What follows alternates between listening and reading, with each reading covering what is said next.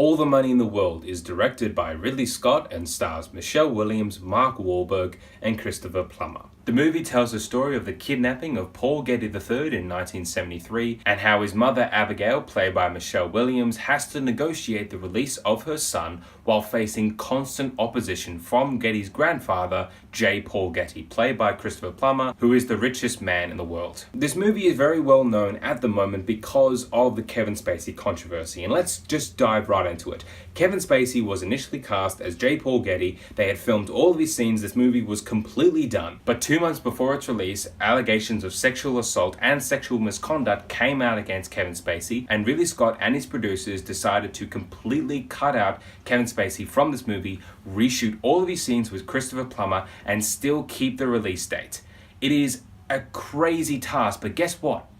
It works. Not only is All the Money in the World Ridley Scott's best non-space movie since Black Hawk Down in 2001, but Christopher Plummer's performance as J. Paul Getty is so fantastic, so powerful, so vicious in his black-heartedness that I do not ever want to think about Kevin Spacey trying to do the same sort of thing under so much heavy, really dodgy looking makeup. Christopher Plummer already looks like J. Paul Getty, so you don't have to worry about all that kind of stuff. He can just be the character, and he totally is. Every single scene that Christopher Plummer has is so awesome, and he is but one of the best performances of this movie. The other is Michelle Williams. She, like Plummer, is totally invested in her character. She plays this mother who is so ferociously devoted to making sure that her son is safe that she learns to use her surname as Getty to her advantage. She still manages to have a conscience, very much unlike J. Paul Getty. And just look for her final scene alone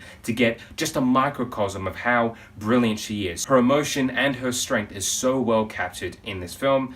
Unfortunately, Mark Wahlberg is kind of miscast. He gets through the scenes well enough, and he has some particular scenes with Christopher Plummer that are really, really solid. The problem is that his character is meant to be this shady ex-CIA agent who's meant to really be in the shadows a lot and make a lot of deals with people. It should be a very mysterious sort of character. Mark Wahlberg does not look like that. He looks like an ex-Marine bodyguard to the Getty family. That's just really odd and kind of unnecessary to have him in this role.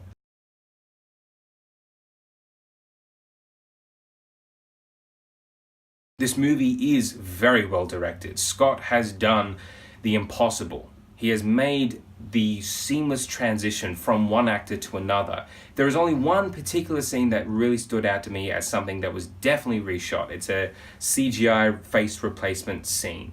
And that's it. The rest of it, it just feels like Christopher Plummer was always a part of this movie. Ridley Scott knew exactly what kind of story he wanted to tell. He knew exactly what kind of performances he wanted to get out of his actors. He knew exactly how to direct this movie because he is still, regardless of whatever quality movie he has made in the past, an accomplished and incredibly experienced filmmaker, and that definitely shows in this movie. There's particular scenes of violence that they harken very much back to his roots in Alien, and he uses editing and cinematography and music all so well. His longtime cinematographer, Darius Wolski, together they create such intricate and really deep atmospheric visual moods for certain scenes, and it's just really entertaining to watch. All the Money in the World does also suffer from the fact that it's just not the most exciting movie. There are times when it gets really, really thrilling, really tense, and I do love a lot of the conversations that people have about what money can do to people.